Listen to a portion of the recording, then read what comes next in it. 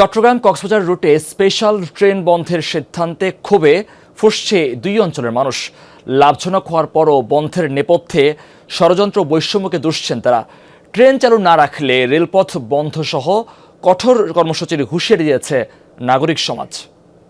Shea butter, aloe vera ও vitamin E সমৃদ্ধ lily beauty soap. কোরবানি ঈদে যাত্রীর চাপ সামলাতে 12 দিনের জন্য চালু করা হয়েছিল চট্টগ্রাম কক্সবাজার রুটের স্পেশাল ট্রেন। 25 জুন থেকে তাও বন্ধ হচ্ছে, এমন খবরে ক্ষুব্ধ চট্টগ্রামের সাধারণ মানুষ। প্রেস ক্লাবের সংবাদ সম্মেলন থেকে এই রুটে যাত্রী চাহিদা বিবেচনা করে স্থায়ীভাবে ট্রেন চালুর দাবি জানান তারা।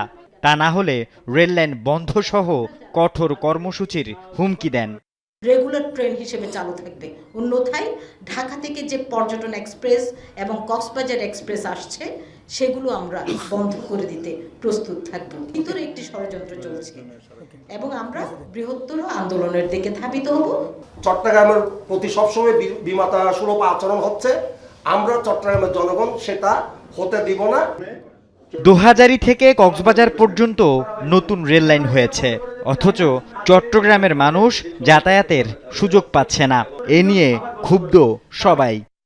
সড়ক ব্যবসার সাথে জড়িত তাদের এই পরিকল্পনা, তাদের এই কুচক্রী মহলের যোগ সাজসে এই পরিকল্পনাটা এই ট্রেন বন্ধ করতে আমরা দেব না।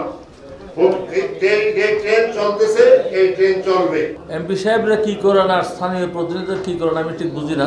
প্রয়োজনীয় রেলের উপরে শুয়ে থাকা, রেল কক্সবাজার রেল যোগাযোগ বন্ধ রাখা, অনেক কঠিন সিদ্ধান্ত নেবে। ট্রেন বন্ধের সিদ্ধান্তে ক্ষোভে ফুঁসছে কক্সবাজারের নাগরিক সমাজও।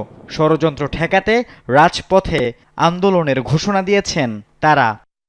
বাস মালিকদের কাছ থেকে টাকা নিয়ে কতিপয় রেলের কালো বিড়াল এটিকে বন্ধ করার ষড়যন্ত্র করছে। কক্সবাজারের যারা বাস মালিকরা আছে তাদের একটা এখানে কনস্পিরেসি থাকতে পারে।